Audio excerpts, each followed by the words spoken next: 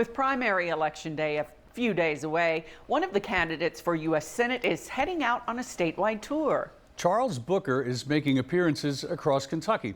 And LEX18's political reporter Carolina Buchek has why the state representative thinks he has the right strategy to prevail when the votes are counted. We are going to win this race. At the Frankfort stop of his statewide tour, Charles Booker fired up his supporters. We already won. We already won.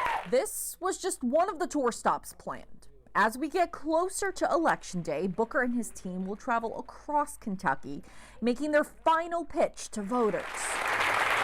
This is something we see often during a normal election season, but the coronavirus has changed things. Kentucky's current guidance only allows groups of 10 people or less.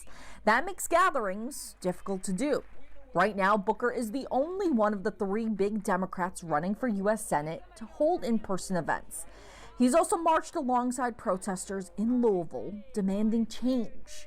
He says issues like systemic racism are too important to not fight against. But there's a reality that we're dealing with the global pandemic now, but for a lot of communities, we've been dealing with the pandemic of structural racism and inequity. And if we go home, our door can be kicked in and we can get killed in our bed. So we don't have the luxury of just staying home and waiting.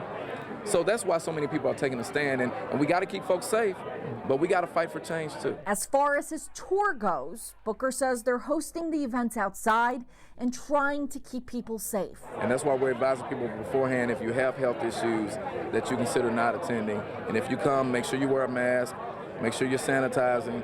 We're trying to make sure we keep folks safe, but we do realize we're dealing with a time that is unprecedented.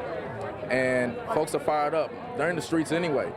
They need leadership that's going to be there with them and not just preach at them. And so I'm standing for Kentuckians. Booker has a few more days of tour stops planned.